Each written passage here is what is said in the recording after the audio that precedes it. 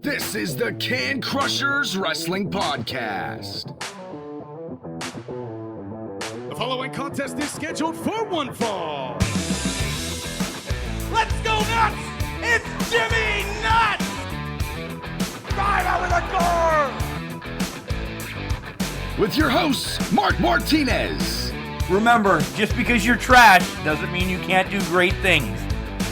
And the English Professor. It's called a garbage can, not a garbage cannot. Hey, this is former WWE superstar Duke, the Dumpster Drosy, and you are listening to the Can Crushers Podcast.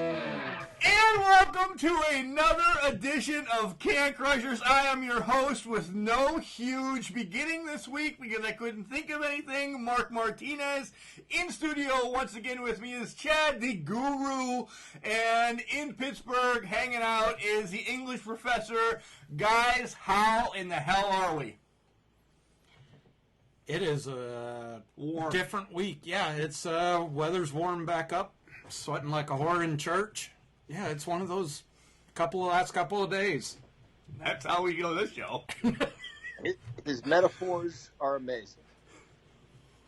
So, drinking is what's on tap right now. I tried a new seltzers this week, the Empire. Right now I'm drinking Cloudberry. I don't know what the hell a Cloudberry is, so if anybody wants to look that up, great. We also have the hottest trending beer right now, the Busch Light Apple. I drank about 6 of those last night and liked them. What's your thoughts on those? Those are pretty good. Like I said, I got to usually get in the mood for a beer, but that's got a good flavor. Not overpowering either way. And you're still on your Yingling. Yeah, case lasts me a long time. I think that might have been a simile Chad used, by the way. I think I said metaphor, but I meant simile because he used like. Oh. Yeah. So My mistake, everybody. He's correcting himself. He is. Yeah. He is. So, a couple huge news is going on right now. I found someone that is note to people. The logo is going to be changing. There's going to be a change in the logo. So I found somebody. I don't want to say who it is until we do the big reveal. You guys know him. He's pretty cool. He's a fucking lunatic in the ring. I'll leave it at that. So he's doing a little something for Can Crushers. And what was the other thing, Chad? Did I have another thing? I don't know. think so. It's just the way it is. Yeah. No, Nothing yet. No, not yet. I can't say the other one yet. But new logo coming, and which means altogether new format, but it's going to take time. Guys, let's talk about real quick what's going on pretty much as we record. IWC happened earlier today. Imagine Wrestling happened legit right now. Didn't see any spoilers on IWC. We'll touch on that next week. Imagine, again, we'll touch on that next week as well. Both of them were shut down for a minute again with the whole COVID, and then just find a way to finagle to do something outside. yeah, I'm curious how it's going to come out with the heat and everything like that. I hope everybody makes it all right and nobody gets sick, heat stroke or something like that from it. Yeah. That would be my worry. Yeah, it's going to be an old school summer card. Dead of summer, wrestling outside. Yeah, that's rough. That's Yeah. lots of water and maybe a little bit on the shorter on the matches. We will have our predictions for tonight's horror show, Extreme Rules, at the end when we cover our 5 minutes of WWE. But we'll still do predictions. We'll let you know what's going on in some of these matches. Spoiler, I think there's going to be a couple cinematic matches in that pay-per-view. But nonetheless, I digress. Yeah, Strowman's was shot last week. Yeah. I did see that. Do you think they really went to a swamp? I don't know. That house that they were in before when they were shooting their stuff as a Wyatt family, that was some creepy Deliverance backwoods banjo playing shit there. Maybe they went back there. I just want to see him feed them to the alligators. All right, wait. Stop predicting. That's a prediction. You No, can't. That's at I the end didn't of the say show. who's going to win the match. Oh, all right. So let's switch it up and start with NXT this week. Who watched NXT? I thought it Everybody. was great. Yeah. That was my favorite show of the week. Listen to you already. All right. Yep, I'm just jumping right ahead. Yeah. Okay, go ahead. Sorry. NXT, Keith Lee comes out, and I love that they gave Keith Lee this time, but it just went a little long. I love that he made reference to Tim Brooks, and he says he wants to give everybody he's had a fight with before a match, and Dijak is kind of the number one guy. Let's defend these titles. Da da da da da. I just think he could have said it in 5 minutes, not 15. It was long. Holy cow. And it grew tedious after a while. It really did. I like the guy, and I'm glad he's got both belts, but this opening segment was too much. Yeah, the length, again, with the writers being involved in that, I've seen a lot of chatter, people bitching, same thing, that wasn't him, that was the writers giving it to him. And he just is so, I don't want to say eloquent in his speaking, but he's very, very good at speaking. I would have liked to have seen some, more emotion, he's a badass. He's a big badass. I would have liked to have seen a little bit more of that, but overall, I mean, he did really well speaking, and I think him and Dijak there, if you've watched any of their matches before, oh my God, they beat the shit out of each other. They're some of the most physical matches I've seen in a while, in probably 20 plus years. First match actually on the card, it's a grudge match. WWE had Grudge Match Mania this weekend, and it was Damian Priest, still Punishment Martinez to me, against Cameron Grimes. Priest gets the win in a so-so match. What I brought up, and I posted it Thursday on Facebook, did you see at the end of the match, Grimes just grabbed a little bit of the nuts, just as to tap him and say, it's one of the moves when you say, hey, I'm okay, I didn't get hurt or anything. And he was letting Priest know, but he tapped him right in the nuts. Did you see that? No, I missed it. Oh my God. Funny. Oh my God! It looked like he was doing a freaking what the hell do you call it? A reach around. No, well that too, but God. the shit when you'd send a telegraph, how you tap it. That's fucking what it looked like he was doing. I was like, what the hell? Maybe that's what he was doing. Maybe that's he was SOS on his nuts. He should have kind of, ass cheek, something like that. Yeah, I'm okay. I mean, the Twig and Giggle Bears got some love in that match. Really did. Did he miss? Did he go for something else and missed, or what happened? I think it was just so fast, just as the pin was happening, he landed on him, and he was like, all right, I'm all right. And it was just tink, tink, tink, tink, tink. Yeah. Just going balls wild. That's it. I thought it was a good match. It was a good match. I thought it had the start of, a quick squash, and it was something that kind of got away from Damian Priest pretty quickly, but he recovered. I thought it told a great story. Good match. Way to get the show started. Yeah. I've liked him since he was in Ring of Honor, and he's an amazing athlete. I hope they do more. I hope they bring him up more, because he can get up there, do some of the aerial stuff that the bigger guys can't, or that a lot of big guys can't. And I'm a fan of Cameron Grimes' Trevor Lee. Trevor Lee did a Super Indie at IWC one time. He's a great worker. He really is. I don't know. He just needs something else. Maybe a switch of characters or something, but his in-ring work is great. He really is. Reminds me of Dennis Condrey. Wow. A a bigger Dennis Condrey. He reminds me of a bigger Dennis Condrey. He doesn't. His moves have a purpose. He's not doing flip shit and stuff that doesn't make sense. We'll get to that. Next up on the card is Shotzi Blackheart, and she's going to take on Indy Hartwell.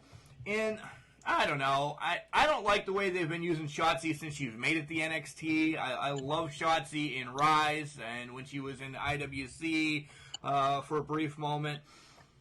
My son's a Shotzi fan, and that's why I'm pulling for her. I don't think they're using her right in NXT. She takes the loss because the Robert Stone brand gets involved, and I still love that. I love the Robert Stone brand, and maybe Shotzi needs to go with them. I was surprised by the ending. It shocked me. I am okay with NXT giving us endings with things that could have ended a match maybe, years ago. We're still getting better athleticism than we've ever imagined, than we could have imagined back then.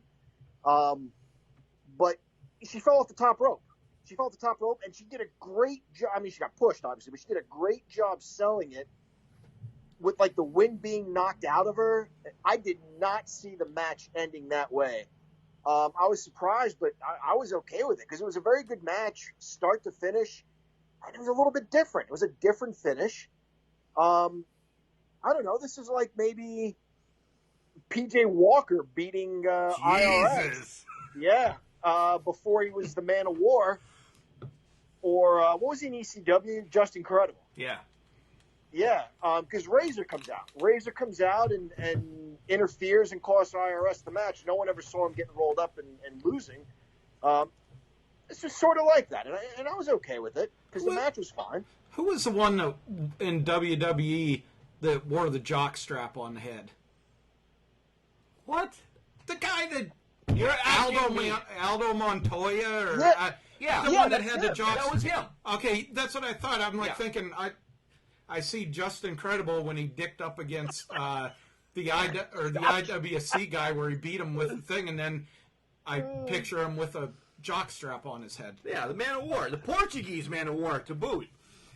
The next segment, I will instantly pass it over to the English professor because I got a text saying how much he loves Lomophilia. So go ahead, gush. Because God, I think these guys are amazing. DJ Z fits right in. Joaquin Wild, whatever hell you want to call him.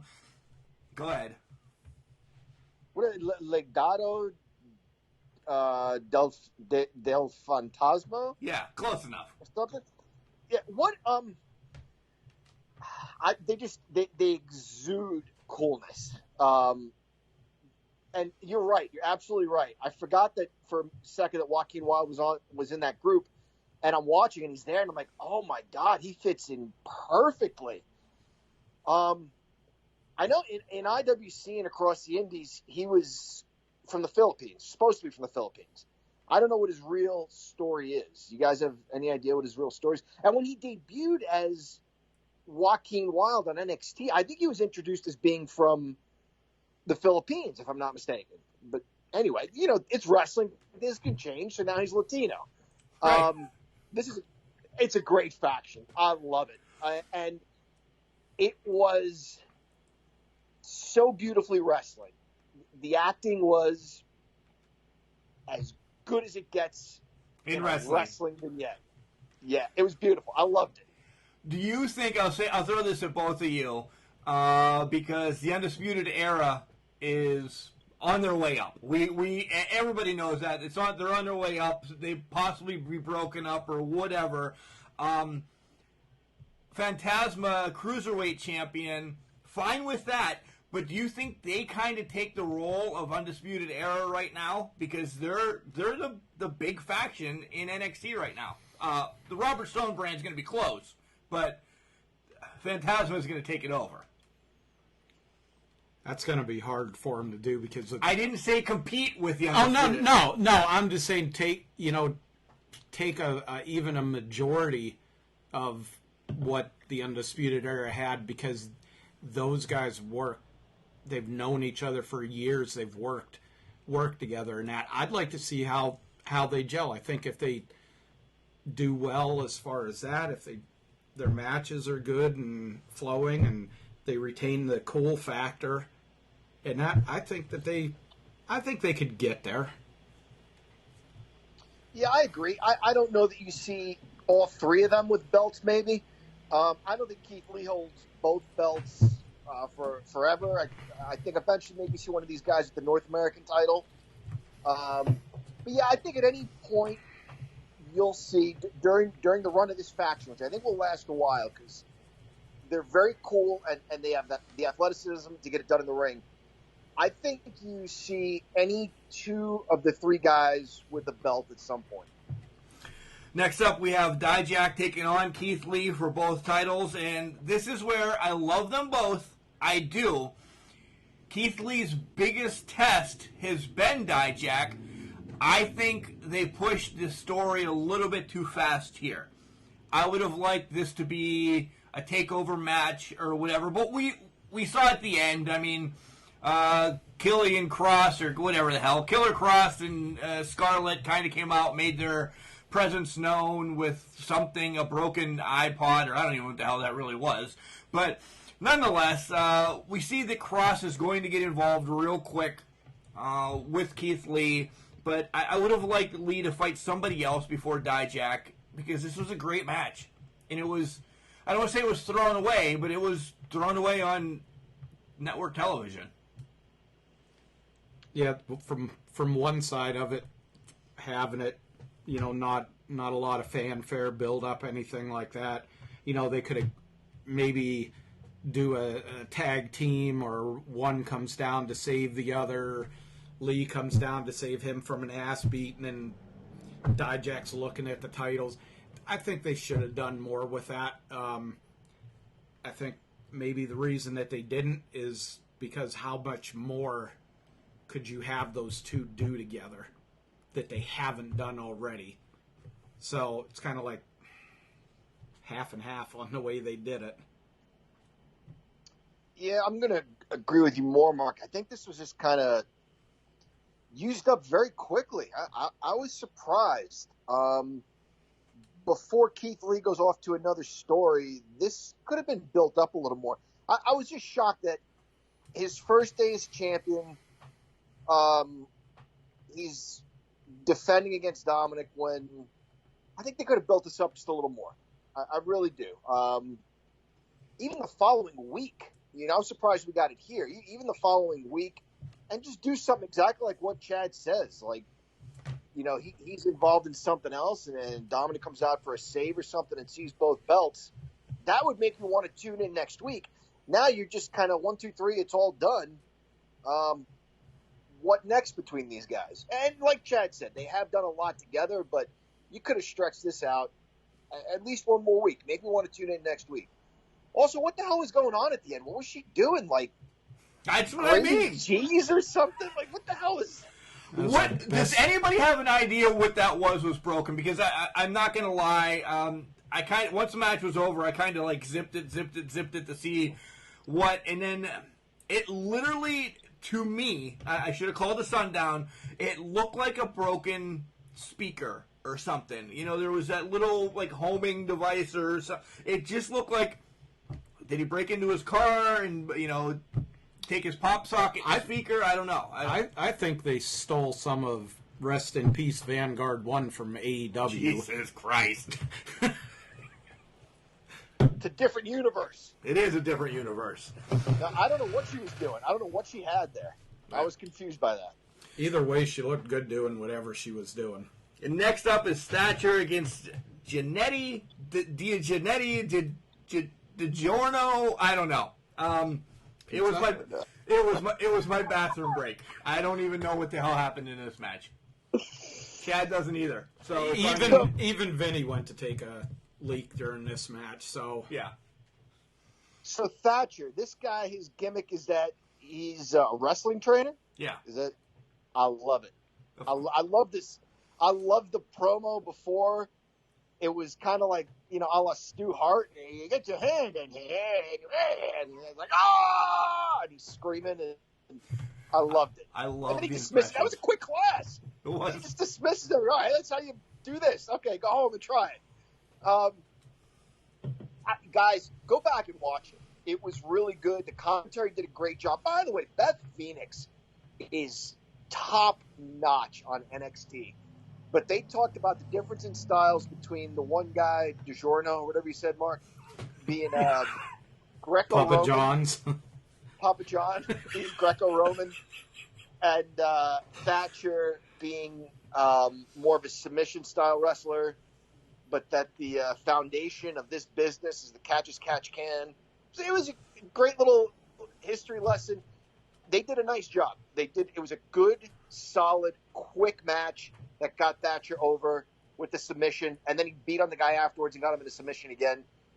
He's ruthless. I love this gimmick. I can't believe in the 40 years we've been watching, no one ever thought to have a character who is like a Vern Gagne or Stu Hart trainer type thing.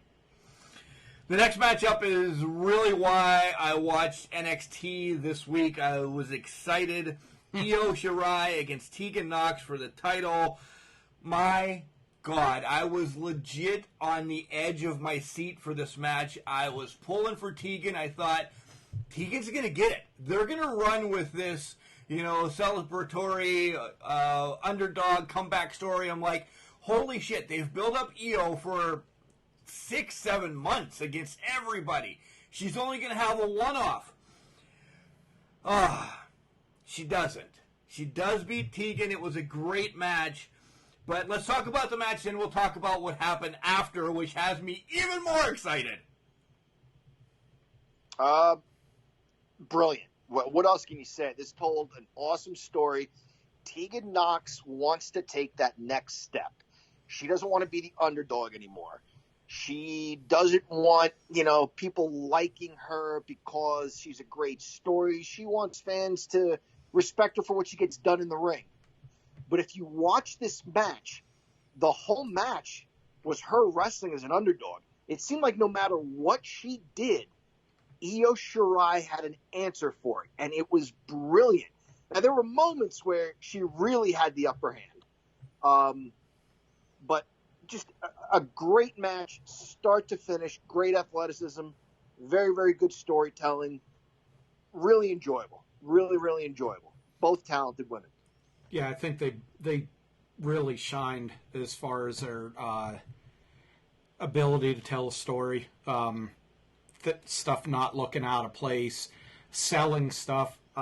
They were pretty stiff. They were really stiff. And that's kind of where they're starting to get a lot more respect. Is they're looking, and I mean no disrespect to women wrestlers, but they're starting to look like male wrestlers in their physicality, and that it's not things that don't connect, their forearms that they pull out of their ass up over their head, down their one arm, and barely hit the person with. That's the body slam suplex that I hate. So yes, I agree with that. They're really showing their talent, and if Vince and Triple H don't showcase them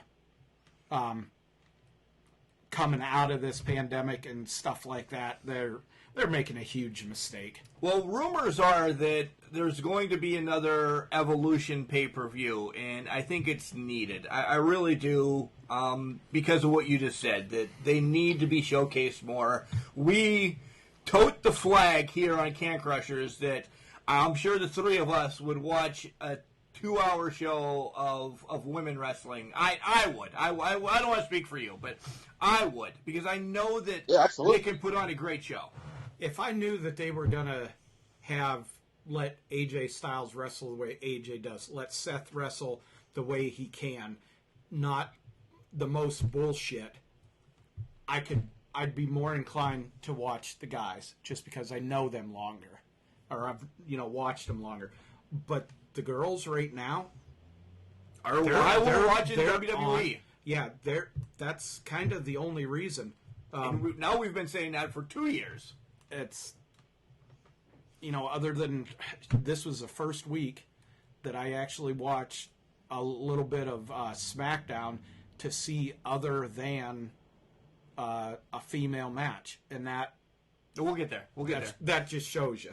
At the end, Io, as we said, got the win. She was leaving, so she's holding her title up as Tegan's in the ring looking at her, and out of nowhere, guys, you've heard me. I've loved her since she was the head of Team Kick, and now she's the badass of Team Kick. Dakota Kai comes in, and if Io doesn't have a concussion, I don't know what, because Kai connects a straight foot to the face, and that's how NXT ends. And yes, I'm okay with either Knox. Well, I want Knox to have it because then Dakota's already built in as a what the hell opponent, or vice versa. Either one, but man, yeah, I'm in. One of these two need it. It was like kickoff. Holy cow! I mean, she punted her head. That was an awesome ending to a very good show. And I'm trying to remember. Dakota Kai turned on Tegan Knox, right? Remember, she beat her ass in Yeah. I was thinking who specifically was left in the cage when Dakota Kai came out. It was Tegan Knox. Yeah. And she beat the piss out of her and then left her team. Yeah. So what a great story that is, to throw this other person into the mix. Great show. I'm excited to tune in to see what comes of that. Yeah. I think NXT was the best show by far this week. I'll throw it out there, not by the numbers. AEW won by the numbers, and we bring up the numbers just so you know. I've read a couple people this week say, "Oh, numbers," and Jericho actually points fingers at numbers here on AEW as we transition over to Fight for Fallen. Right off the bat, JR actually didn't know it was Fight for Fallen. He called it Fighter Fest Part 2 again, and it was live. No Tony Schiavone, so Taz steps in for the first hour. Jericho step in for the second hour, and we'll get there. This was good. This was good. NXT, I think, in my book, did win because of the two main events with Keith Lee and Dijak, and then Knox and EO. But yeah, that's right. Yeah, this was good. It starts off with Cody against Sonny Kiss. Cody's pompous. Cody's very pompous in this match, guys. Are we seeing a heel turn? Are we seeing a slow heel turn? I kind of liked his aggressive attitude, being a little bit more of a dick. I think it kind of suits him more. I'm sorry. I mean, he can play the, hug the baby, kiss the baby type good guy, but he just has more of the arrogant look to him. That's just me. Yeah, it would be a nice change of pace, a good twist where, I've mentioned on the show, how in the world is Arn Anderson his coach when you go back and you look at Arn and Dusty and Arn and Dustin? So maybe you're thinking, well, here comes the third strike.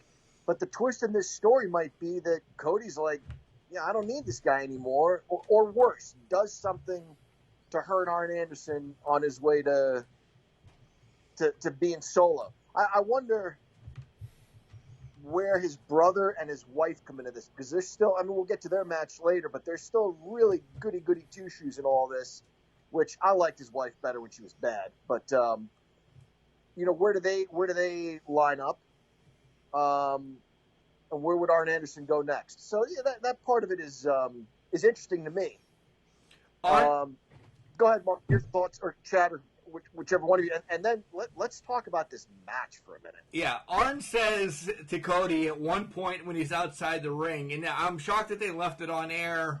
He's like, "You need to get your head out of your ass," and they let that go. They're like, "You need to get your head out of your ass." I thought maybe they'd bleep it, but thank God we're in a new world where ass is not bleepable. Yeah. Good, I'm all right.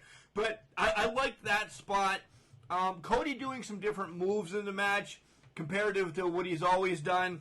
Good.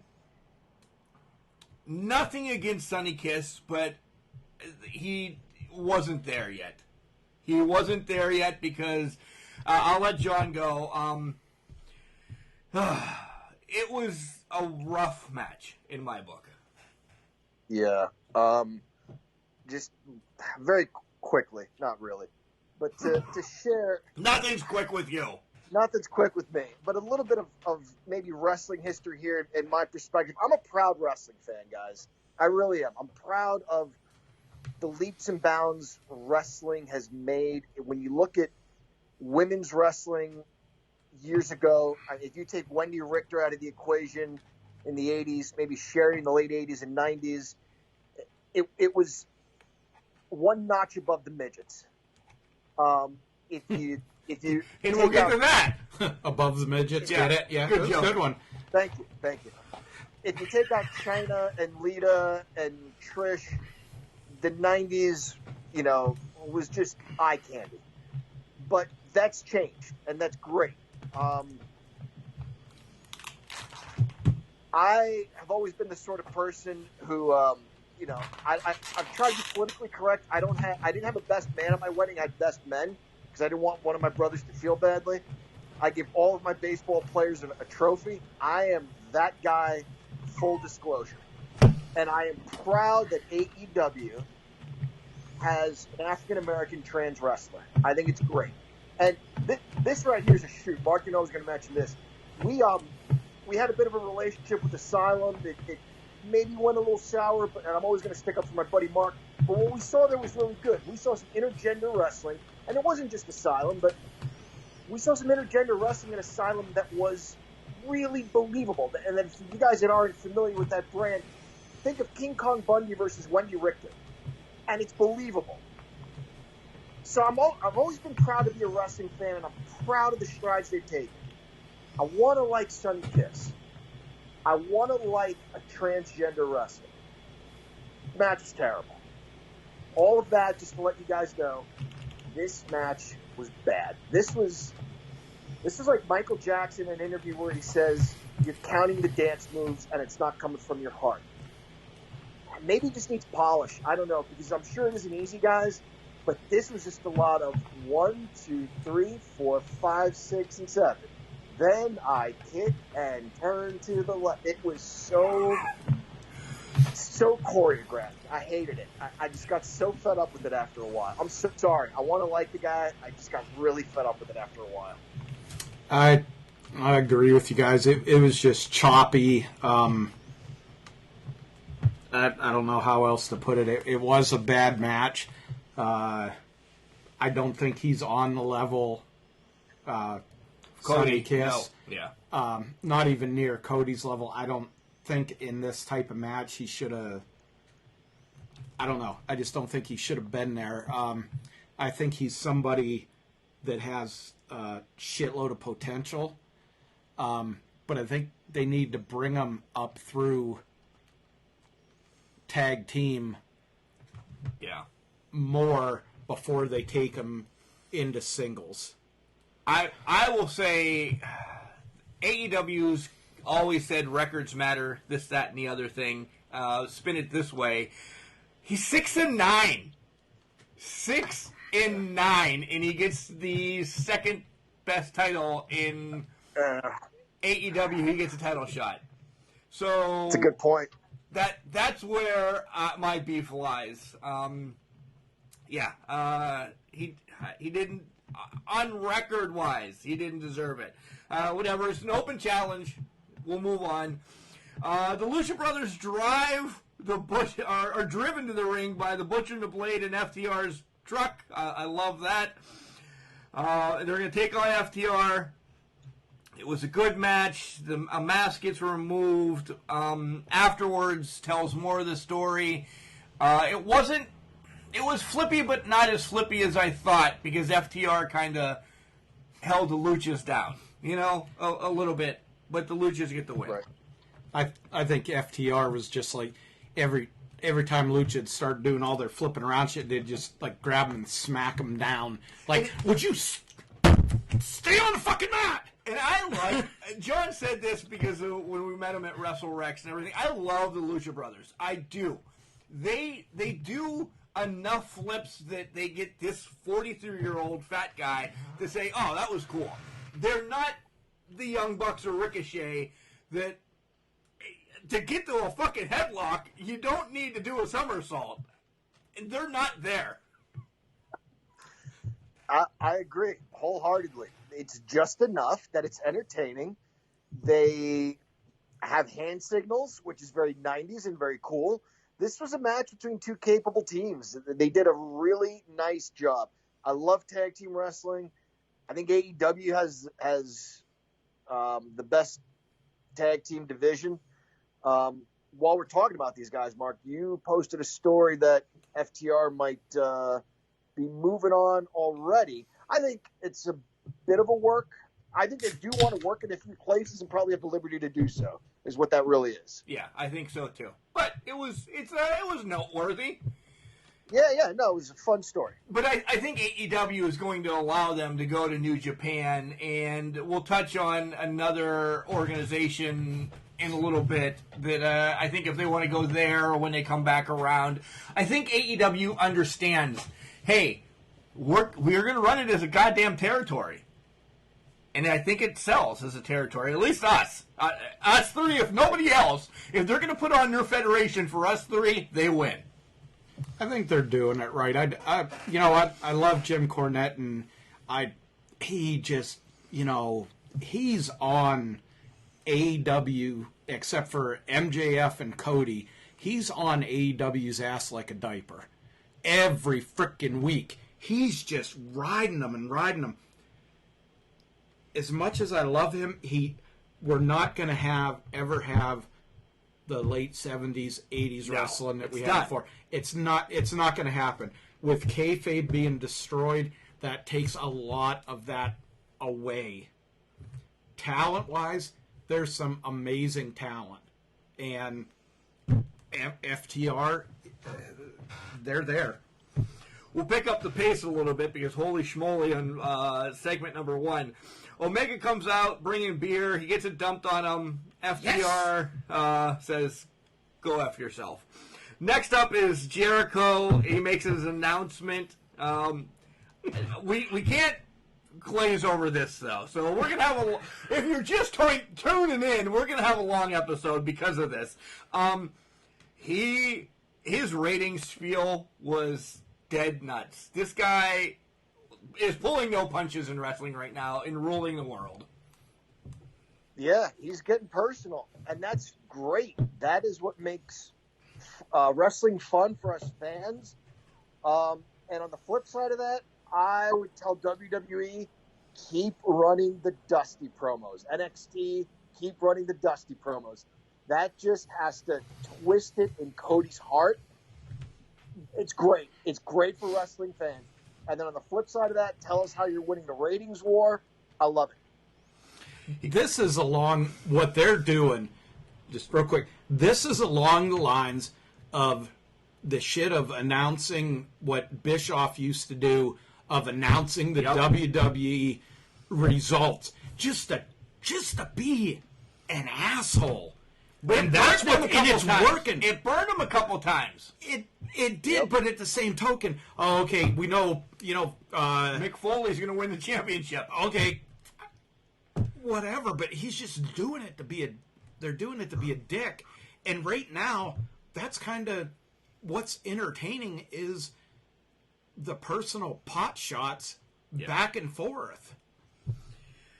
Jericho gets orange juice dumped on him. There's going to be a rematch between him and Cassidy at some point. Not glazing over that, but orange glaze? Yeah, orange glaze. Next matchup was the Elite against the Jurassic Express, and that match served no purpose to me, so I'm all right. You guys can say whatever you want. I'm good. I hated this match. It was what I thought it was going to be. Yep. But that freaking Canadian Destroyer, that shit was awesome. When that little bastard got thrown up and that shit was awesome. Again, I think this was right along the lines of the FTR match earlier. The after stuff kind of guided this one. Anytime that Kenny Omega gets humiliated is great. Congratulations, Kenny Omega. You beat up It was a horrible golf clap, by the way. That's why I'm doing it. Oh. Congratulations, you beat a 4', 810-pound soaking wet Skylo Low of the 2020s. Great job. You're the badass. Skylo Low. Allie and Brandy with Dustin. No QT because, as you've read, QT has been tested for the COVID. Is going to take on MJ Jenkins and Kenzie Page. Easy win for the Nightmare Sisters. Whatever. The only good thing about you this wanted to match talk was about this, John, Allie. so go ahead. No, well, I mentioned it earlier. I just wondered where Brandy and Dustin fall in all of this.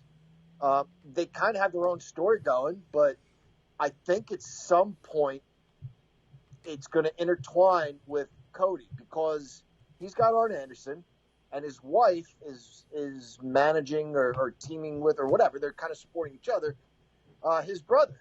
So I don't think that's by accident. I think somewhere along the line, this all kind of intertwines. The match was good. I would even say it was a good match. I think Brandy's gotten better. There was a point where I even said to you, Mark, she needs to be in Cody's corner, and maybe that's about it. And when I still love when they were cutting everyone's hair. I thought that was great for her. She's better in the ring. She is better in the ring this week. Nyla makes her announcement of who it was, and while I was wrong, I thought Kong was going to come back and we'd get Vicky Guerrero. I thought Vicky was just doing a one-off the other time that she was there, but Vicky's back. But I did like the reference she threw out to Eddie that Nyla will cheat to win. She's already let everybody know that Nyla is the new Latino Heat. Somewhat. Chad is I don't like Vicky Guerrero. I never have in any way, shape, or form. I was watching this and she come out. I was like, fucking really? Just effing really? Vicky Guerrero. Bring Kong. Bring Tessa. Bring a masked Tessa or something. Do something like that. Vicky Guerrero. So your big plan to go to the top is Vicky Guerrero. Hey, she was it couldn't have been any worse. She was a general manager at one time. So was that dynamic dude Johnny Ace jackass. Too, Go ahead, John. Chad said it all. 100% agree. I was shocked, but not in a good way. I was just like, really? This just reminded me of Triple H's reaction. He said when he was watching the Horsemen's latest edition, and he's like, "Oh my God, they're bringing Tully Blanchard back. Oh, I bet Barry Windham jumped or something. It's going to be Barry Windham." And Paul Roma comes out, and Triple H is like, "I remember watching, thinking, really, that guy?" That's kind of how I felt here. We have Mox against Cage for the title. What a brutal match. I didn't see this. And I posted another story that kind of goes along with this. I'll get right to it, and you guys just can give everybody's his thoughts. Taz throws in the towel because Mox was just working over that arm that was surgically repaired. So Taz doesn't want his homeboy to get hurt anymore. Does this lead to a Mox... a Cage and a Taz breakup real quick? It's a tough question. I know you posted a story about that being a possibility. You know, this is something that does make me want to tune in again to see where they go with this. Do they split up? I don't think so. Only because you just gave him the FTW belt. Right. Yeah. And maybe, I don't know, maybe Cage hits him with the belt and keeps it for himself, and I don't know. This was a great match. It was a great match. Good, brutal match. We saw Cage at WrestleCade last year. We saw him at IWC as well. WrestleCade seemed to be, he was more physical, more into it. IWC, he was there for a paycheck. Good, brutal match. I don't see them breaking up. I see this being a way to further him getting a rematch, because he can get in Moxley's face or be like, "You didn't beat me. This dumb old man threw in the towel. You never beat me. I never said anything."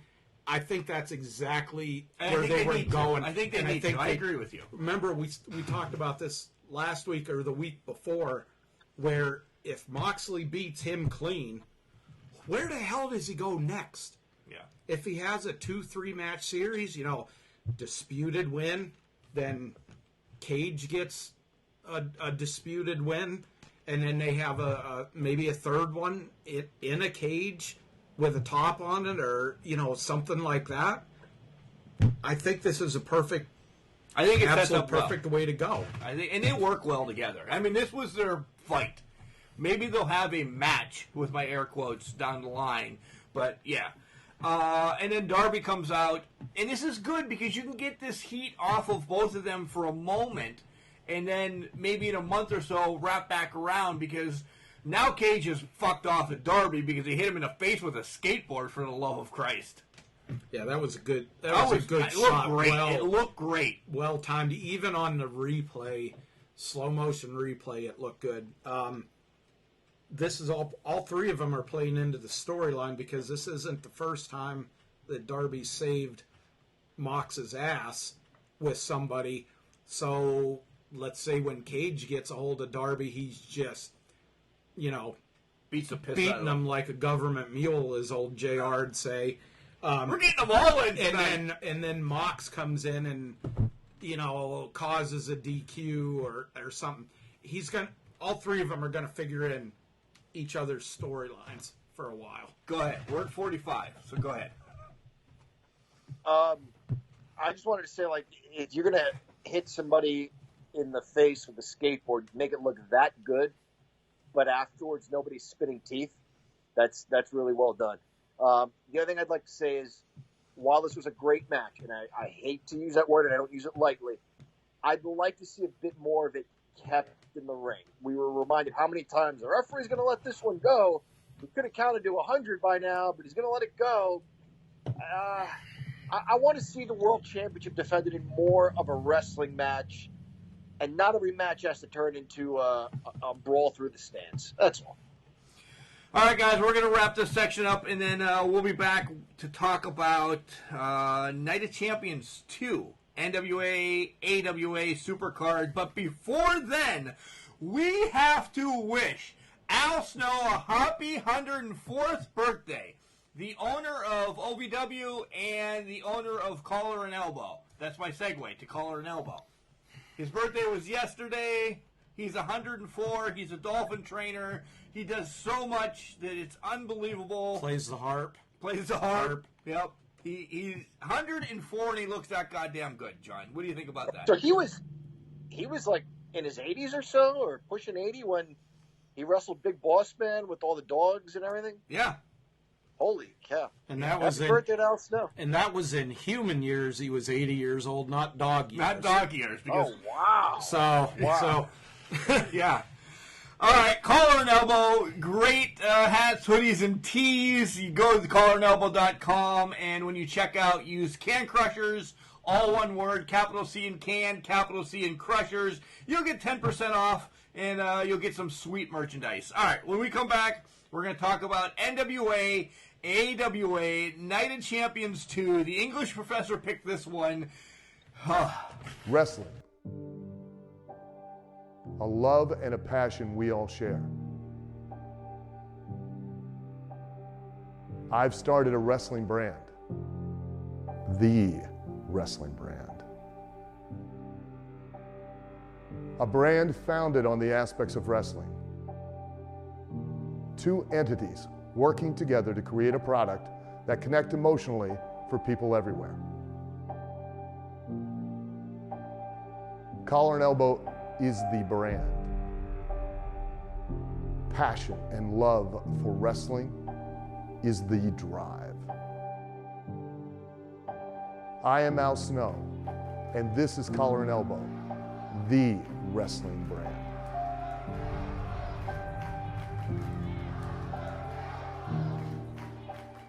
This is the professional Braden Elliott, and you are listening to Can Crushers Wrestling Podcast. That's a shoot. Get the body bag. And we're back on Can Crushers to talk about Nite of Champions 2. But before then, I want to tell everybody, spent about 3 hours this morning sprucing up the studio, making some stuff look a little bit better. But the big announcement that I have is that Chad rolls into the studio today looking like Ron Garvin. He's got a towel draped over his shoulder and ready to rumble and just ready to go. I don't know why. He says he was in the woods, but he looks rough. Yeah, I look like shit. Feeling better though after a couple of drinks. My wife actually asked you if you're okay, and she felt bad for you. She's like, You okay? Wow. Yeah. About Kelly asked nobody. 5 miles in the woods and hiking and that, at my age of 74 or 78 or whatever the fuck I am, 84, I think you said. Right. That shit's bad. It is bad. AWA, NWA Nite of Champions II. It started with 10 minutes worth of promos. If anybody wants to touch on them, okay. It was taped in the Meadowlands in, of course, New Jersey. Roughly 12,000 people were there. And when you watch this on Hidden Gems on the WWE Network, there's no commentary. So it's actually like you're in the 25th row or the first row of the upper deck, which is a great view. If it's 25th row and the floor would have sucked. So I'll say row number 1 on the upper deck. It was good. I liked it because I thought I was there. I really did. I didn't have to hear, oh, it's a armbar from... I didn't have to hear anybody talking. Isn't it funny when we watch something on TV, we enjoy the commentary, but when you go to an arena or something like that, you don't want to hear shit. You want to hear the match. Yeah. You don't want to hear people talking on the microphone, anything like that.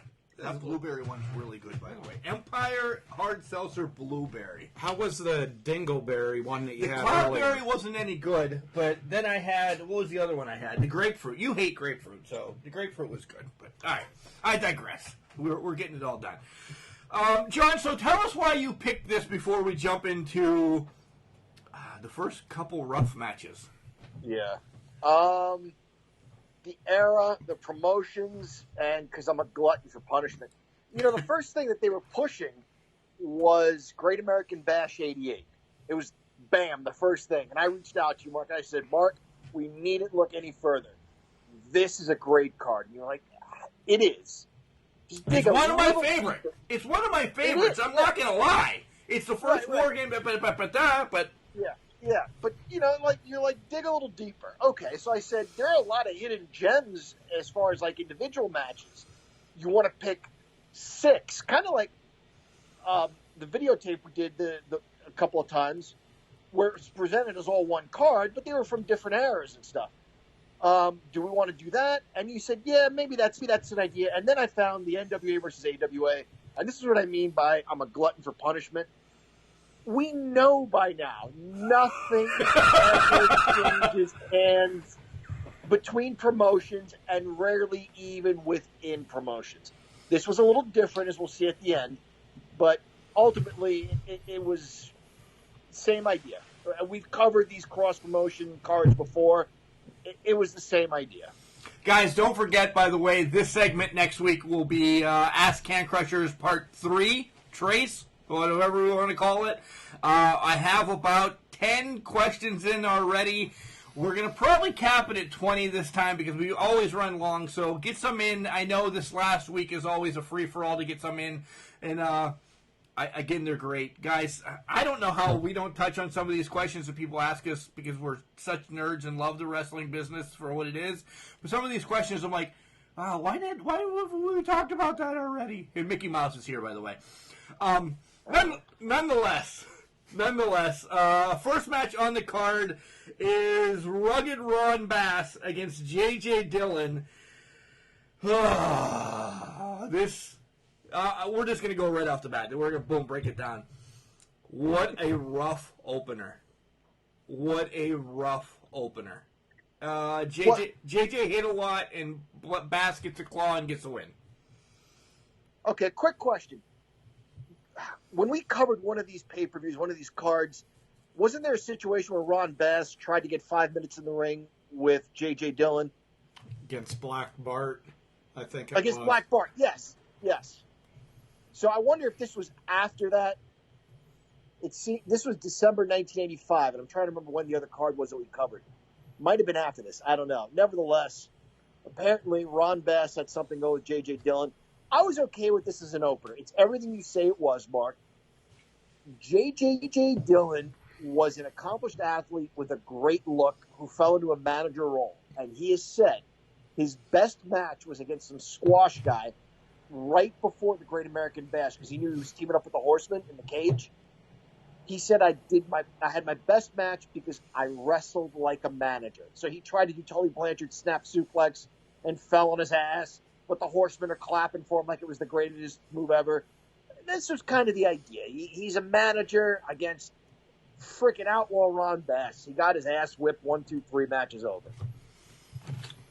Yeah, I was glad this match is over. Did you watch this twice, by the way? That was your homework. I watched it once. I did not watch it twice. So you get 50%. Well, that's passing these days in school. It is passing these days. Yeah, they're just kind of brutal, just furthering the undercard storylines with them. There's a lot of titles on this card. And I will tell you about the World Midget Championship title that I had no idea existed until Friday at noon. No clue when I watched this that there was a World Midget Championship held by Little Tokyo, of all people. He took on Cowboy Lang. This was a midget match. What more can you say?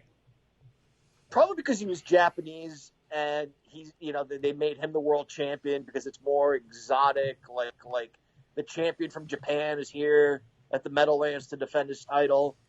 The only thing I'll say about this is I thought we were just going to get more shenanigans like we always get. We bite the referee's ass and they pin the referee and on and on and on. These guys were good athletes, man. They got the hokiness out of the way, and then I was like, holy shit, these guys they're putting on a match. Yeah, it was I'm just saying it was different than your usual, Doink the Clown bumbling full midget match, and it wasn't bad. It was better than the first match. It was better than the first match. I'll give you that. Next up was the AWA Women's Championship. It was Sherry Martel against Debbie Combs. And let me tell you this, because I actually did do a little digging on this match. Sherry and Debbie were kind of the only regulars on AWA at this time. They'd have a one-off of, Cheryl would come in, she'd leave again, Kelly would come in, and it was all months apart. And then Sue would come in, being the destroyer, take the title away from, Sherry for a week back on ESPN. Sherry would get it the next week, and then you wouldn't see anybody but Debbie Combs for 6 months. And that's where this was. But this match was unbelievable. There were some big hits, unbelievable shit done early in the women's era that I call it. I know wrestling in women's era lasted way before that, but this is when it actually started to be on a card every so often because of Sherry. But Debbie took some brutal hits. Yeah, they both did. These women they let it go. They worked stiff. I think, as in most cases, they knew they were on a card with all men, and they thought, we're going to stand out because we're the only women, but let's stand out by doing something special, too. It was a fine match. I guess in the end, there was some sort of trickery. Nothing out of the rules, but Debbie went for some sort of Finnish airplane spin or something, and Sherry fell on top of her, or something to that effect. Yeah. Yeah, this was them two good wrestlers, not just, the typical female, mullah grabbing the hair, throwing you around type deal. This is where they started to come out of that thing, and this just showed the greatness that was Sherry Martel, and underappreciated at that time. The next match, the fans didn't know who the hell to root for. They had no clue. This is when I actually started paying attention to my nuances and stupidness, because I was getting bored with this, because we're match 4 and I had no real take on it yet. The Barbarian with Paul Jones taking on the Universal Champion Carlos Colon. Now, let me ask you both. What the hell Universal Championship was this? Where was Cologne at this time? When did we have a Universal Championship? Puerto Rico. So they called it... I think the World Wrestling Council out of Puerto Rico, WWC, I'm almost positive their major belt was the Universal title. Oh, all right. You guys talk amongst yourselves. I can look that up. But again, the fans did not like Carlos Colon. The Barbarian was getting all the pomp and circumstances in this match. They loved him. And in fact, when Colon won, the fans were pissed off and they booed. Yeah, this was a classic case of a wrestler from a foreign country that was, dare say, a god in that country, one step below God in that country, coming to the U.S. and people, you heard of him if you Collected the magazines and stuff like that. You heard of him, but it's just like Giant Baba was such a huge star in Japan, and he comes over here, and people were like, That's about what it was. Yeah, it was like no reaction for him. So they're gonna, even though the Barbarian being, the Barbarian, they're gonna root for somebody that they know by default. I love this Barbarian. I love this Barbarian with Paul Jones and then when they take on the Legion of Doom later on. I love this Barbarian. Barbarian in the WWE was hokey. Go ahead, John. Yeah. The title was established in 1982 for the WWC and is still running. There's a current champion right now. Who is it? So yeah, it was. Did you get it? Give me a second. It is, the current champion is Carlito. Mr. 450. Oh, wow. All right. Orlando Colon. I imagine he's related to Carlos Colon. I don't know how if that's a common Spanish last name or not. We need to send you down there. We need to send you down there and see get some notes to Puerto on this. Rico? Yeah. All right. Yeah. Go ahead. We'll take our call or elbow money and probably in about 10 years send you down and find out what's going on with them. All right. Sounds great. Okay. Yeah, send them down with some Bruiser Brody T-shirts and stuff like that. That'll help. What did you think of this match? It was okay. Like you said, the fans were behind the Barbarian. I liked some of the power moves. Go to what you know, I guess. Carlos Colon was good. I just I watched this with a critical eye because I hadn't seen a lot of his matches, and I wanted to be wowed. I wanted to see what they love about him in Puerto Rico and across territories, because he went to different territories. He was his territory's main guy and represented it when he traveled. It was okay. It was just okay. Barbarian had the best headbutt. I will get thrown under the bus from Benoit to a ton of others. I love the Barbarian's headbutt. He more used it as a missile off the top rope. He didn't jump up and land. He drove his head into you, even though he missed a lot. This just struck me as two experienced guys without a story to tell, not really agreeing on anything beforehand and just kind of saying, here's some of my good stuff. Okay, well, here's some of my good stuff. All right, let's go see if we can do 10 minutes.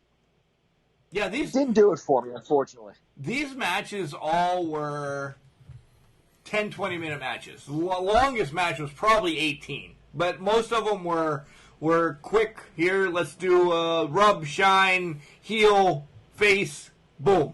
It was for both federations to get their stars out there, and that was the problem that we talked about with the other ones.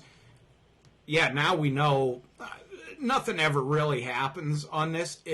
This is for entertainment. Let the guys shine. Let some guys get viewed that maybe normally wouldn't. That's exactly what this match was. That's the whole pay-per-view, Chad. Buddy Roberts is going to take on Paul Ellering in another manager match. I don't know. This was god-awful for me. Nothing. I thought maybe at the end of this match, when the Road Warriors came out to make the save for Ellering, that they would fight the Freebirds that night. I didn't know the card. I knew nothing of this card rolling into this. I thought, oh, well, the Road Warriors Freeburg's going to happen later on. Spoiler, it doesn't happen. Well, we covered another show with the Road Warriors and the Freebirds, and I think that might have been right around this time, too, maybe just before that. I don't know, was Paul Ellering ever really good in the ring? Buddy Roberts was, even though Buddy Roberts is supposed to be the member of the Freebirds who was the little punk or, the little bitch who just wasn't as tough as the other guys. I can't believe a world where Paul Ellering has his way with Buddy Roberts like that. I can't believe it. And then Buddy Roberts has to resort to dirty tactics like working over the injured neck, which is perfectly legal. But it's pretty scummy to do. And he ends up getting a DQ win because the Road Warriors interfered. He tore off Ellering's neck brace, which they discussed how he got that in the first place, right? I didn't hear it. I can't remember. Yeah, the Freebirds, I guess, did something to him. I don't know. Yeah, this match was bad. That's a summary of it. Just a bad showcase. Two guys that really weren't going to have a really good match. And they didn't. And Buddy Roberts, of the Freebirds, you had Michael Hayes was the mouth, Terry Gordy was the muscle, Buddy Roberts was the bitch that everybody smacked around. That's how it always was. Finally, I get engulfed into this pay-per-view or event or whatever the hell we're going to call it, because the Rock and Roll Express is going to take on the Long Riders. The three of us love the Rock and Roll Express to this day, what they do, what they've done, I know for myself and John, haven't seen a lot of Long Rider stuff, always intrigued what they can do. This was a great match, and I'll use great. This was a great match. I loved everything about this match. I really did. It was fun, and they let it stew at the end until they're like, we're not leaving this ring till the Rock and Roll Express comes back. They put the mic down and they left. At least stay there 30 seconds. At least stay there 30 seconds. That's the only thing. But it was a good match. The Long Riders were the Irwins, right? Mm-hmm. Okay. Yes. Scott and Bill. Yeah. Bill. Yep. This was another good opponent for the Rock and Roll and a good opponent for the Irwins. That just for professionals. I mean, I can't say anything more. I gush too much about the Rock and Roll, but Scott Irwin and that, they were world class. They were Mid-South. Did a lot of nasty shit with the Von Erichs. Everybody did that was anything in world class, I guess. Just a good match overall. Okay, so if I'm not mistaken here, the Long Riders, as you said, Chad, they were all over the place, but they were an AWA team, right? Yeah. At this point, I believe they were. Yeah. So this was a cross-promotion title match. This was the Rock and Roll Express defending the NWA Tag Team titles against an AWA team. Everything about this match was great, guys. What I love about tag team wrestling, if they needed to double team Robert Gibson, then you go over and you kick or you slap Ricky Morton, get him in the ring, and they weren't done with their double team yet, so you go back and you slap him again and you spit at him. Great tag team psychology, great roughhousing from the Long Riders, and great athleticism from the Rock and Roll Express. This is the best match of the night. There were a couple that were really good. This is the best one, I think. Did you notice there weren't a lot of titles on the card, though? Everybody that was a champ didn't actually have their titles. Just throwing that out there. This one actually was the one that caught me by. I'm like, wait a minute, they're champs. Why don't they have their titles? They didn't have their titles. Wow. Yeah. I wondered. None of them trusted each other. None of them. Yeah, you mentioned that it was a couple of promotions. There were a few. Obviously, World Wrestling Council was there too. The Midget World Championship was there too. But he didn't have his belt. Right. Good God. Yeah, I wonder. What would that be, like a bracelet? Was a bracelet. You're a dick. A Russian death match is next. It's Chris Markoff and Boris Zukov, against the American champion, Sergeant Slaughter. The Russians jump him. There's a lot of blood. I'll just tell you, it is going to piss off John. And this is the only reason why I wrote this down. There was a little snafu at the end of the match, and Sarge actually wins with a move that has been invented yet. Sarge wins with Outback Jack's boomerang as he clotheslines Markoff in the back of the neck to get the win. Another manager freaking match. This is the third manager match in a row because Markoff has now been a manager in AWA for a while. I could have did without this. This was not anything great. Yeah. So, the one bad thing I want to point out about this, Mark, when we talked to Barry Horowitz and he talked about MMA, and I asked him about a top wrist lock. And I said, now knowing what you know, Barry, a top wrist lock, the damage that can do, is it unrealistic to hold it for that long? And he goes, no, not at all. This is professional wrestling. And I agree. It showed wrestlers as superhuman, fighting for that top wrist lock. It's written down. I know. And I'm not trying to be funny. I'm not trying to be funny here, especially in this day and age. Unfortunately, you can't be funny about this. You can't choke a man that long realistically. It's in my notes. He had that strap, right? He had that strap about 6 minutes around Sarge's neck. That's just ridiculous. It's ridiculous. A nerve hold, a chin lock, a front face lock, a belt looped around his neck for that long, you'd have killed the guy. It's just not realistic. Before Chad goes, this is a Russian death match, so that choke was legal in this match. Right. So why not both Russians just pummel the shit out of Sarge? At one point, they're both waiting to be tagged into the match. Zukov is waiting outside, and then Markoff goes outside. It was a rest for them. It was all it was, because anything could happen. You saw him damn near die from being choked out, but nope, he needed to be tagged in at one point. Wow, this match. Every time I see Boris Zukov in that cranium of his, all I can think of is Max Headroom from the commercials. Good gosh. The hanging was bad. I don't think Jeffrey Epstein was hanging that long. Jesus. So. Oh cow. But yeah, that was bad. It was like rest hold. Okay, I'm gonna hang you for a half an hour. Order a pizza, come back. We had pizza tonight, it was by bad.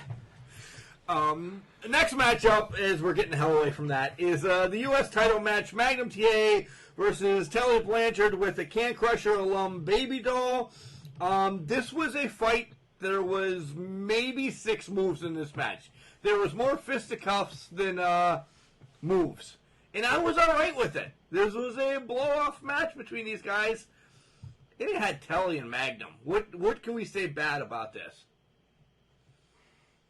You can't, really. This was after the I Quit match, where Tully says he never quit. So this was going to settle it in a wrestling match. And we got a clean finish, which had to be really hard for Tully to take because it was a belly-to-belly suplex. Whipped him into the ropes when he came back. And that suplex he hit was just textbook. It was poetry. It was absolutely beautiful. Yeah, good fight. Good fight in and out of the ring. You could tell these guys really hated each other. And I was glad to see something on this card kind of end with no shenanigans. Clean win for Magnum TA. Yeah, Magnum and Tully, their matches were always incredible because they did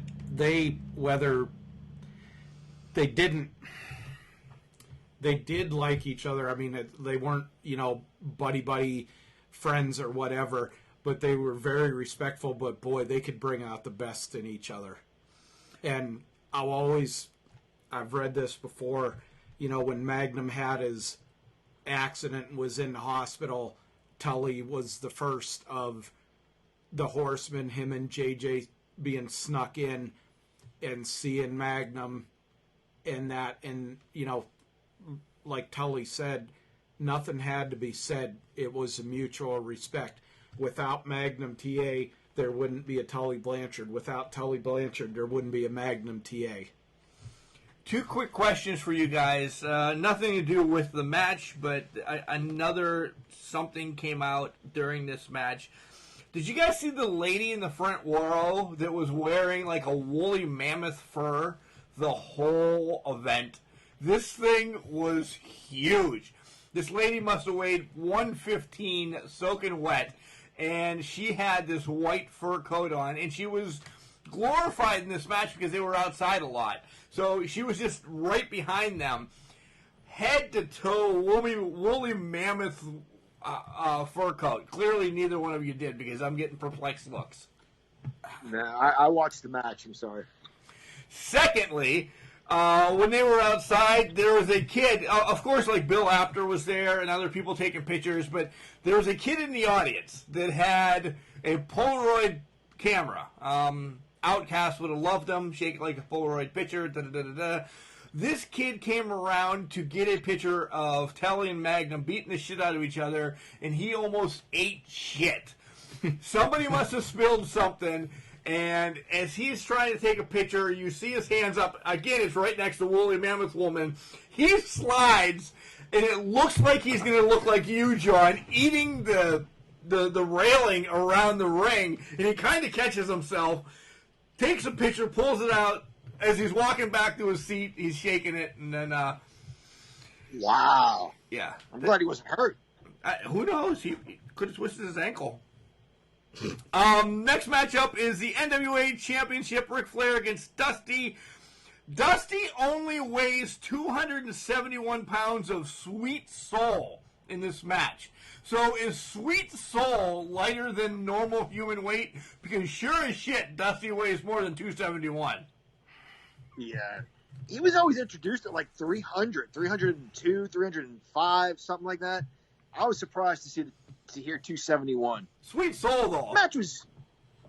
Yeah, that's good. That is your question. Yeah, Sweet Soul, a different unit of measurement than your basic pound.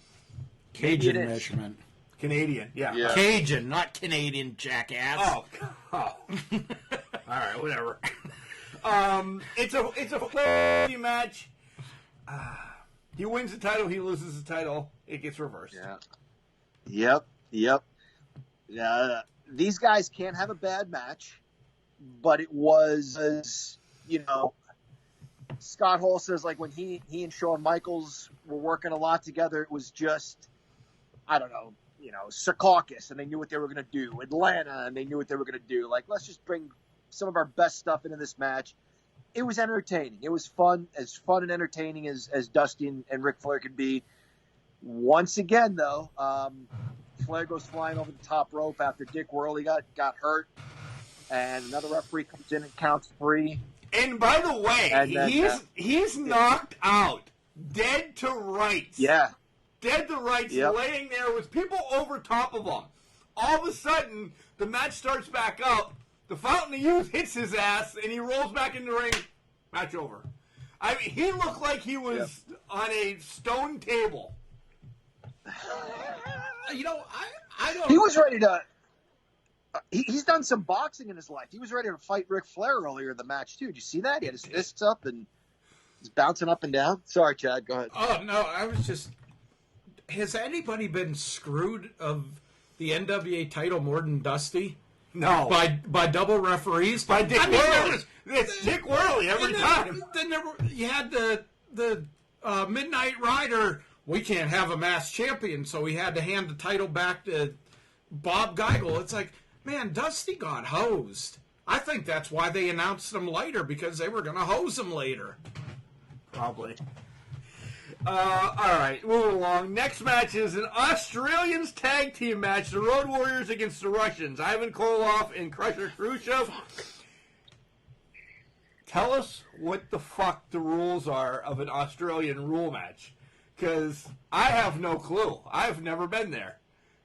I was only 8 at the time, so I definitely have not been there if I was watching this live. Why the fuck are you going to have an Australian rules match when you got an American tag team and a Russian tag team? But you're going to have a Russian for neutrality. Really? We're going to go all the way to the other side of the world. Why can't we have like a Spanish rules match or England rules match? Who has the advantage here? Because if you would come straight down from Russia, all right, here we're going to get history lesson or geography. If you come straight down from Russia, isn't Russia closest to Australia than the United States? Yes. Yeah. So they're now granted a little bit of a home field advantage because they may have traveled there to have a match. What? Yeah. What is this match, John? I don't know. I don't know. I'm sorry. I have nothing. I'm drinking. The Warriors win because the Russians get DQ'd with a chain.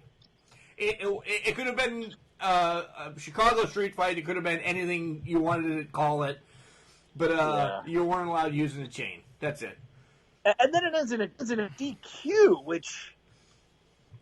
you think in Australian rules, this must mean something important. It must mean you can do anything. Like Chicago or Harlem or Uganda or whatever death match. Texas, they're all the same. No, anything goes in Australia but chains, I guess. I was thinking maybe, you had to tag in a kangaroo or I don't know what the hell, something, or there would have been a boomerang or... Outback Jack makes his debut or something. No, they just didn't have it. Sonny Ono was the referee of the last one we did with the... I don't have much to say about this. Jack's done. What do you want to say about this? That's it. No. Earlier when the Road Warriors came out, they didn't do the Doomsday Device as we knew it on Buddy Roberts, but they had a version of it that was pretty awesome. It was pretty devastating. I thought we'd have seen that in this match. There was like a little taste of that where they got Roberts up and clothesline, and I thought, we're going to see that in this match. I can't think of a moment in this match that stood out to me. The Road Warriors is your favorite tag team. Exactly. Go back and listen. I wanted to love this match. Go back and listen to a couple episodes. All right, moving along. AWA World Championship. Rick Martel defending against Stan Hansen. And I like this card. I did not expect this. I didn't expect this to happen. What the hell? Is this when, was Martel on his way to WWF? Not quite yet. He still had some matches, some rematches with Stan Hansen here. His move to the WWF was not terribly long, but maybe 7-8 months later. I'm trying to find out what the hell happened at the end. Did he pass out? Did he give up? I think he lost with his own hold. Yeah, he gave up because Hansen had his head in the corner that, tucked against the turnbuckle, which that in itself should have started a 3 count, but the ref wasn't looking at that. A 5 count to break, you mean? Yeah, whatever. Not a 3 count. Yeah, a 5 count to break, but he couldn't break it because the leverage of Hansen's head in the corner couldn't break the hold. Right. Yeah. Yeah, this sucks for Martel. This led to Hansen going back or going to Japan with the title and refusing to do anything with AWA after this, and that's when they stripped the title from Hansen. And who the hell did they give it? Did Vern Gagne take it back or something? I think he gave it to Bockwinkel. Or Bockwinkel took it. Yeah, this was right, Mark. Yeah, this was just. I didn't know it was that match that Martel lost, and then so they were both there for, like John said, 5-6 months, and then they both just they wanted the story that Stan Hansen tells. I think if you go on YouTube and do like a shoot interview, he talks about it, that they wanted him to do some just really stupid and hokey shit and everything, and he wasn't cooperative, and they just ran out of stuff, and he's like, well, screw you, I got the belt, I'm out. And he was over in Japan, and he was actually defending the AWA world title over in Japan, and that was what was the final straw with him in the AWAs. He was defending their title without any kind of, recognition or being okayed by him. And I'm sure that he had worked it out, like, hey, I'm not going to drop the belt in Japan. I'm sure promoters in Japan were happy to have the belt there because it gave those matches a little more prestige.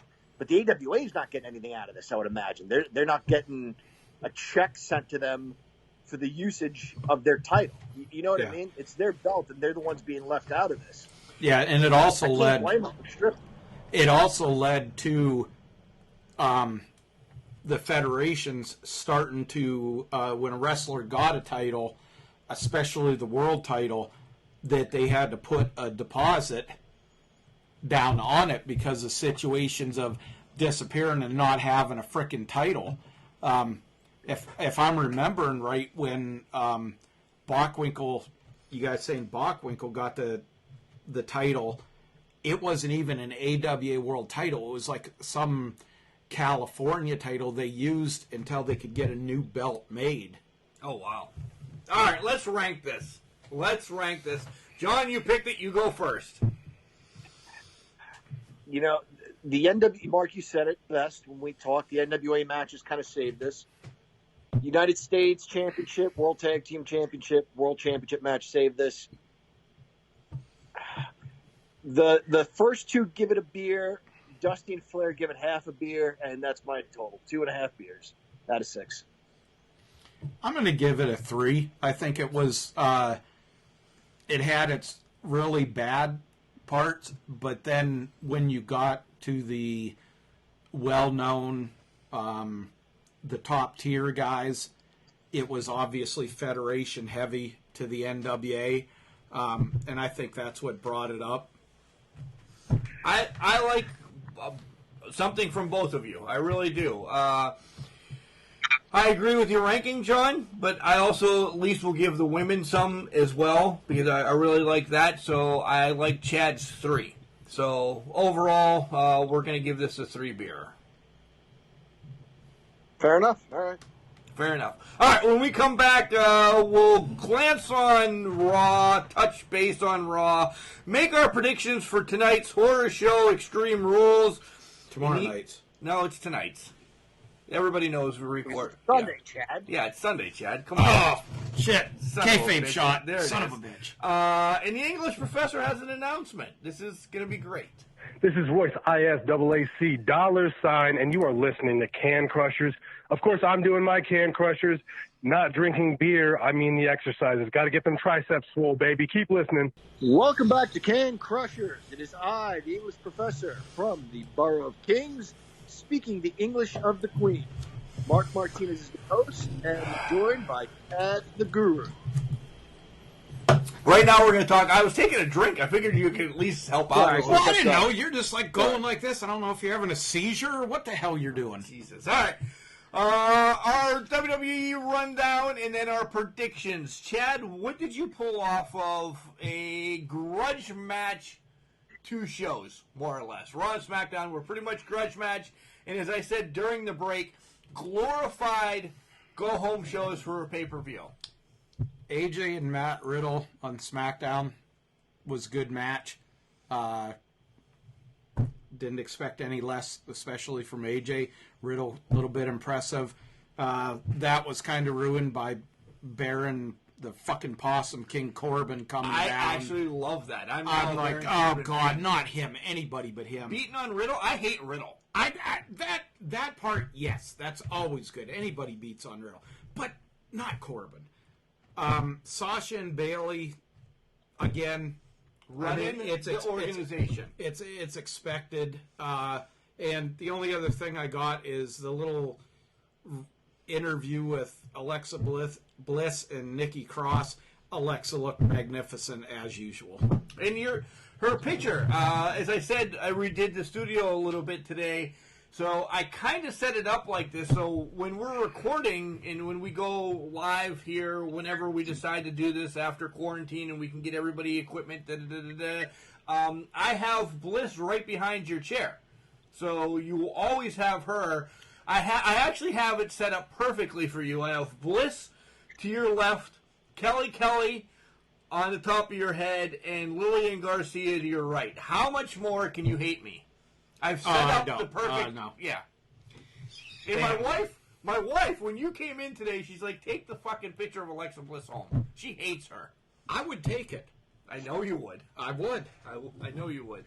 More or less, I agree with you. Everything you said, I'm all right with. They showed John's favorite, Lacey Evans, against Naomi. They showed the whole karaoke contest over again. Lacey gets the win, so John's going to be bumped up. Yep. I watched that. I took your advice and I went back and watched the karaoke thing. It's on YouTube already. I felt so bad for Mina. It just was so humiliating. It was rough. Anyway. It was rough. Yeah. All right, so that's our Raw and SmackDown wrap-up. But we have our predictions. And we'll go. There's 7 matches slated as of right now for the card. I'll go reverse order as they have them. The New Day is going to be taking on Cesaro and Shinsuke Nakamura in a tables match for the SmackDown Championships. Who do you guys got? Shinky and Cesaro. Shinky and Cesaro. New Day. 2 out of 3. New Day stays. Apollo Crews against MVP for the new United States Championship. Apollo Crews retains. MVP. I have to go MVP too. They built a new championship for a reason. Yeah. They're gonna get it off of. They're gonna get it off of Crews. MVP. But brief. Crews wins it back soon. Is my prediction. But MVP takes it to shine it a little bit. Mysterio versus Rollins, eye versus eye match. The match can only be won when a competitor extracts the eye of the opponent. I'm telling you, this is going to be the cheesiest shit. It's going to be, Seth's going to be down there grinding with a tablespoon on Mysterio's eye, and all of a sudden you're going to have the, pretty woman scene where something's going to pop out. The referee's going to catch it, and it's going to be a glass eye, and the match is going to end. So you're saying Ray's winning? No, Seth is going to win. Oh, all right. Seth wins. Who do you got? Okay, I have Rey Mysterio winning this, and I agree. This is like what Undertaker said. Where do you go from here? I have Ray winning this, guys. I have Ray winning this. Seth is going to take some time off. In about 4 months, something's coming. It's his baby. Amazon? He's going to get time off to be with Becky. And as we know, I'm that dick. Wait a minute. I'm that dick.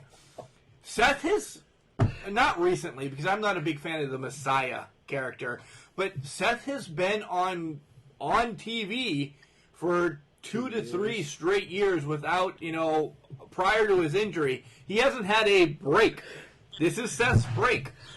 This Bush Light is really good. Oh my God! I gotta bring up, John. Did you guys see the controversy with Lacey Evans this week in regards to Seth Rollins? Yes. A tweet she sent out. John, did you hear about this? He's not on social media as much as we are. This is amazing. Oh my God! It's funny. Go ahead. It's funny as hell. They talked about, Lacey tweeted out talking about if she would have had 10 more minutes with Seth, she'd be the one getting time off.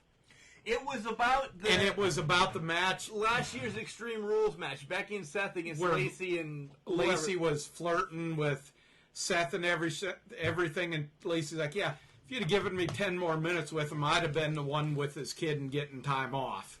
Oh, wow. Holy shit. Yikes. Funny as hell and what it was intended for, but people are just flipping that's disrespectful to Seth and Becky. Oh my God, shut the hell up.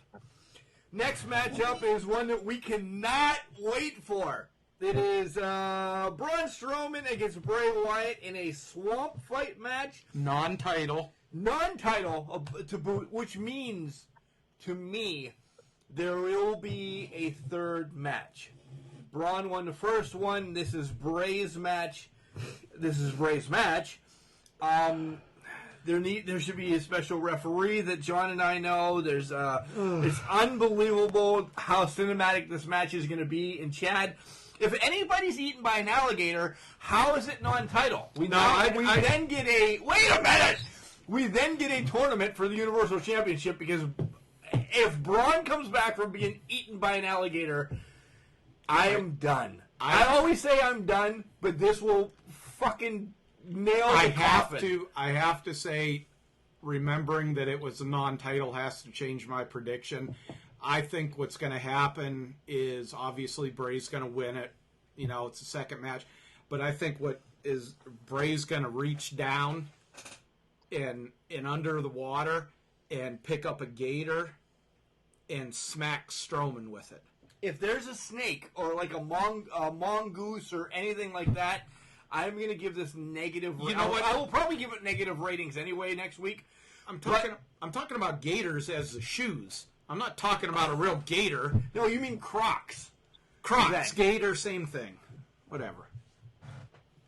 So we have Bray wins. Yeah, I say Bray Wyatt wins as well for all the reasons you guys mentioned. Mark, you keep saying you're going to check out.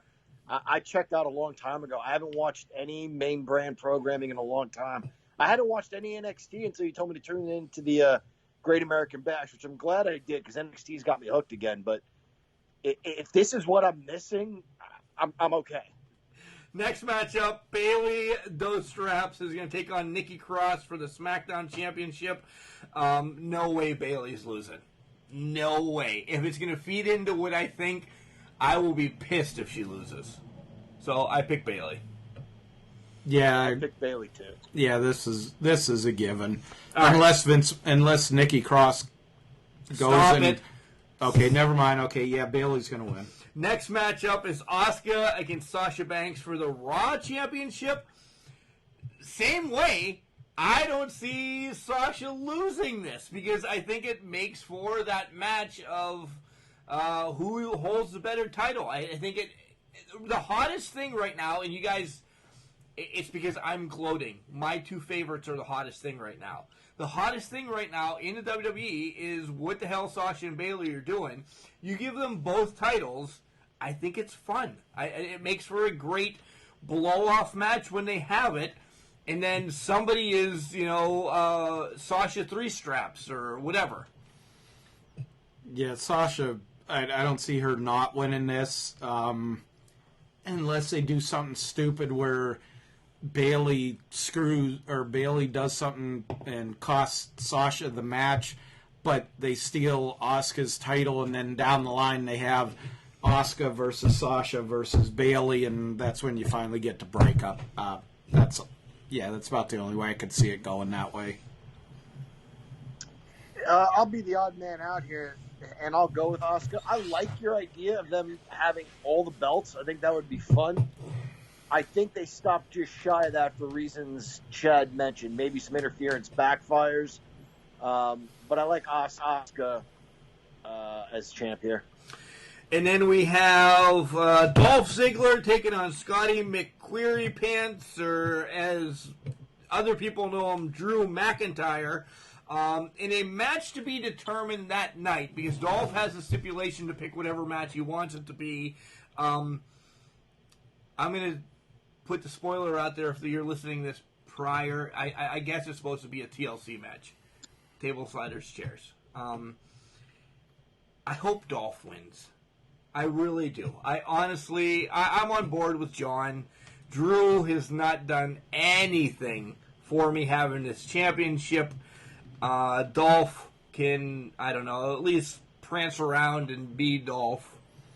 So, Dolph. I hope for the same thing, Mark. I don't think that's going to happen, though. I'm going with Drew. Yeah, Good boy. I'm going to go with Drew also. I think it's going to go the opposite. Dolph Ziggler, obviously the seller, can make anybody look good. I just think Drew's just going to absolutely beat the shit out of him.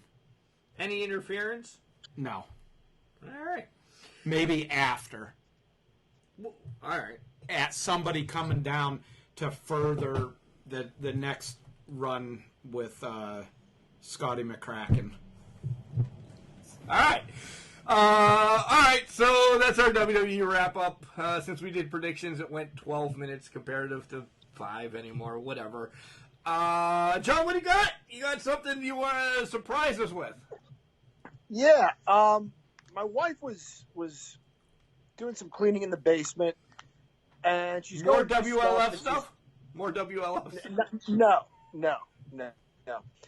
But, she had a wanted poster of me from, when I was 9 years old. Wanted, John Padalano, $1 million. Do you still want this? I was like, I think I'm ready to let go of it.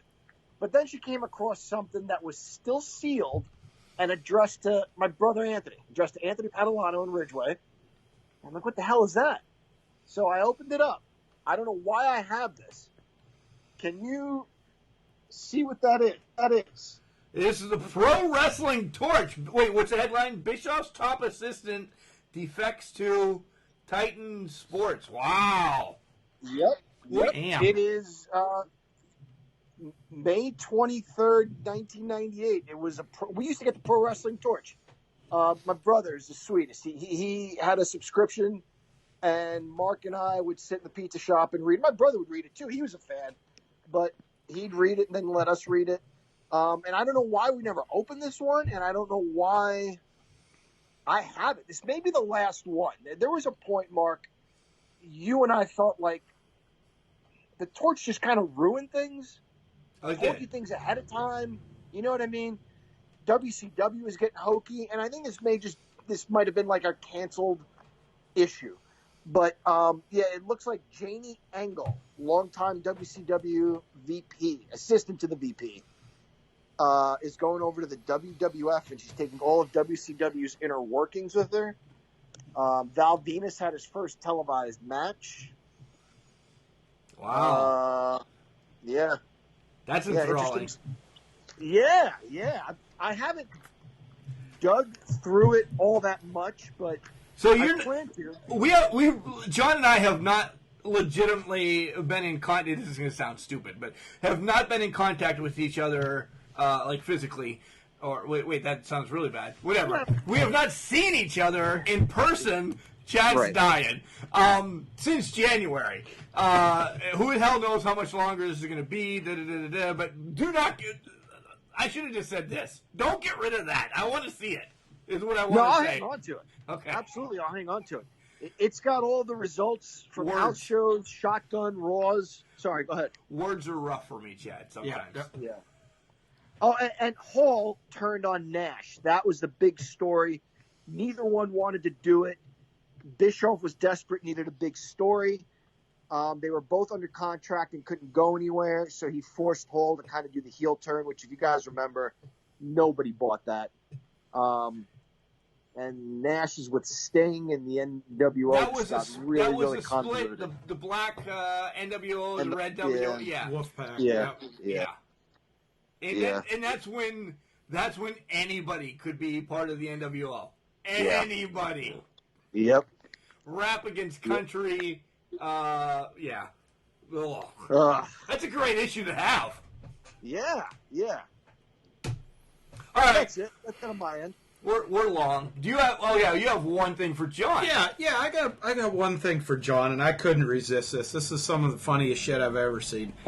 His big crush, his 42-time WWE Women's Universal Californian Champion, Charlotte Flair. Here we're thinking she's taking time off, an injury. Understand that, and I feel bad for anybody, an injury. You know, you don't want to see that. But then she releases this week that it's for cosmetic surgery is her time off. That's like, wow, that's kind of superficial. Then it gets even better when she releases that she's getting a breast reduction because her boobs are making her back ache too much. I laughed so damn hard I thought I pissed myself when I read that. You remember, what was it, maybe a year or two ago, maybe possibly 3, where she had a brief time off. She lost the title, she was disappeared for a little bit, and then she came back and instantly won the title back. It is her breast blew up. So she had to get new breasts. This is what it is. She had to get new breasts because it was causing health issues. Now she's going the other way. She doesn't want to have that risk again. So she's going to have that, kind of a reduction, but an insignificant reduction. Something healthier is going to be put in there besides beef Wellington, or I don't know what they put in there. What the hell are you talking about? So, are her breasts now natural, or are they implants? I don't think they can ever be natural again after they've been implants. They'd be. No, I'm saying, like, what she's had implants then. Oh, yeah. Hello! Welcome to 2023. Okay, then I don't feel as bad. I didn't know if they were real or implants. If they were real and she needs a reduction, I could sympathize and say, like, that kind of sucks. But if she's had them blown up and now she wants them reduced again, then she should have made a better decision the first time around. Just hooked up a pump to the main part. My God. Oh, sorry. This is very quickly for both of you. I just flipped to a page in here. ECW from Elmhurst, New York. Mark, you and I know where that is. Elmhurst, New York. We do. Right next to Elmira. Right. They're close by. Same state. First match is Jerry Lynn against Chad's boy, Just Incredible, with the diaper on his head or whatever. Jockstrap. Yeah. We've gone way past and gotten a lot shittier. All right, guys. Next week is Ask Can Crushers Part Trace 3, however you want to say it. We got a ton in already. Send some more in. We will send them in. I will pick 20 of the best. Fan, wrestler, hater, however you want to do it, send the questions in. I love these shows more than anything. I really do. The only one you guys don't know dick, and I at least get the question. The only one that we're not taking a question from is Jock Sampson. You fat bastard! I still want my bull rope match. All right, Jock Sampson's will be thrown out.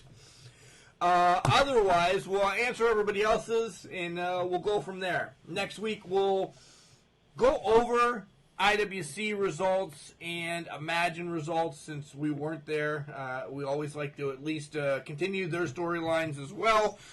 But you can find us everywhere where podcasts are found. Spotify, Buzzsprout, iTunes, Google Play, Boxcast, all of them.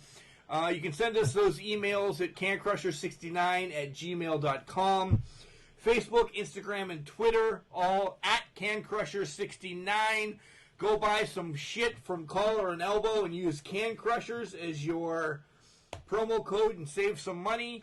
What else do I need to talk on? Our website has been insignificant for about 5 months since we're not going anywhere. And we forgot to mention this. Chad and I will not be going to Winston-Salem this year because WrestleCade has been canceled, and I'm pissed, but I'm also thank you for making the right decision in my book. Yep. Sucks, but it's the right decision. You can't have the people that they're going to have in the program that they're going to have with this stuff going on. So, all right, boys, get us out of this shithole. Remember, Chad, just because you're trash, it doesn't mean you can't do great things. It's called a garbage can, not a garbage cannot. He did his homework. Nice.